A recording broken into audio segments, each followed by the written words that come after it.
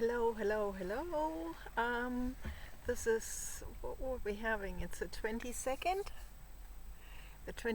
of August, 6:30 in the evening. It's 15 degrees. It's a lot cooler, so that's why we're back to sweaters.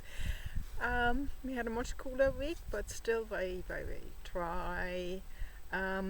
Anyway, I want to tell you about all the broadband fiascos I've been experiencing since the 12th of May, and there have been quite a number because this is now the fourth broadband provider who finally succeeded after two previous attempts by other providers that failed drastically. Anyway, so I just think I make this in two parts because first I tried to go with Hyperoptic, and that took a few weeks, and that failed, and then I taken another company and that failed also, and just since Tuesday I have broadband again in my house. So it's been quite a deleterious time trying to have proper internet in my house. Anyway, on the 12th of May, I called Hyperoptic because it was in September, October 23 that they installed cables close to our house. I mean, between the road and our house. They had always relatively good deals, so I thought I'm going to sign up with them. And they said everything is established. I basically only need to have the engineer coming, and then after that everything would be set up, and I'm ready to go. And so initially the engineer should have come on the 23rd of May. And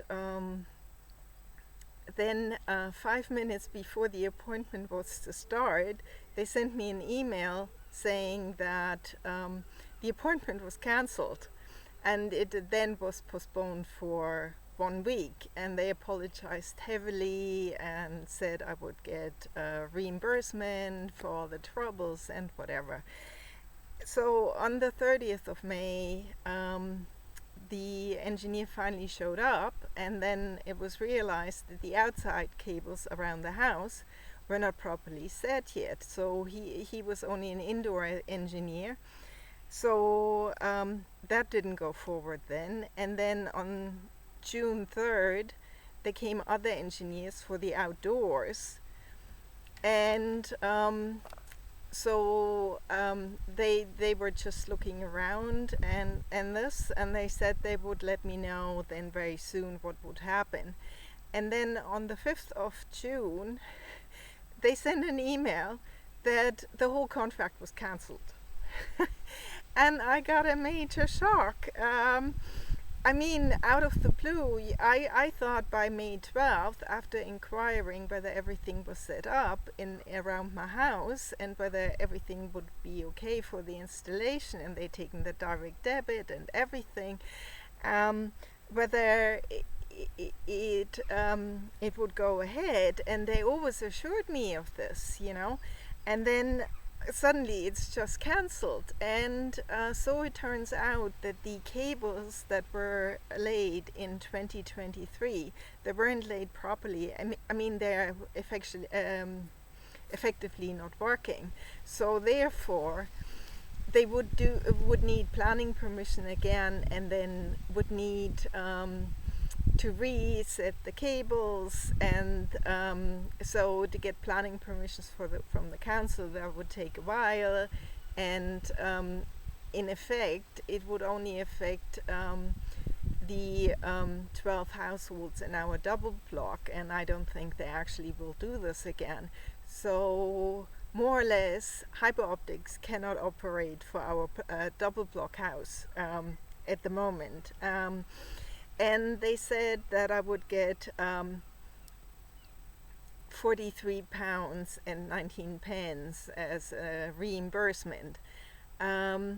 but then they never paid this, and so they fooled around, and it turned out that they said that the phone calls were actually free, but then I had a phone bill of about £70. So it more or less turned out that I've been paying £70 for trying to get this Hyperoptic set up, and they just been fooling around with me, and they were never serious. They are liars, they're cheats, they're absolute gangsters, and I very strongly feel that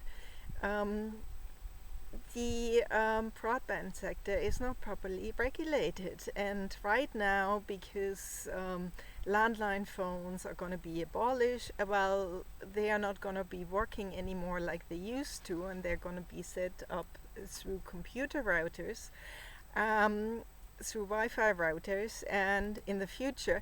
But because this is not fully established yet, so all the landlines are being eliminated now, and most of the broadband providers only give broadband.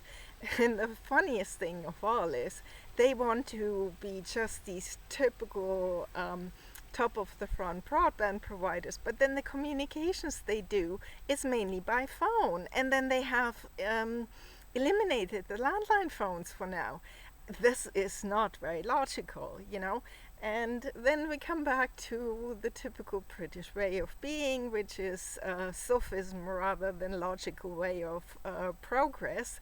And so they're talking themselves over and over over the benefits of broadband, and nobody actually sort of wants to attack that. But then please also use the merits that broadband provide, and rather communicate through broadband messaging and chats or emails than using landlines, because you just or phones, mobile phones, because you actually eliminated this idea of having landlines anymore. I mean, the way we used to.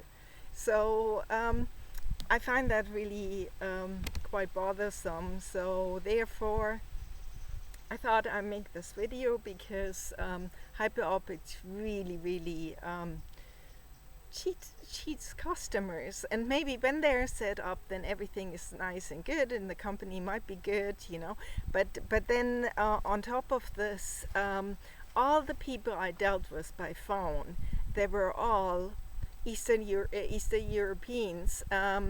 So English is not their first language. I mean, English is my second language too, but I've been communicating in English only for the last 35 years or so. So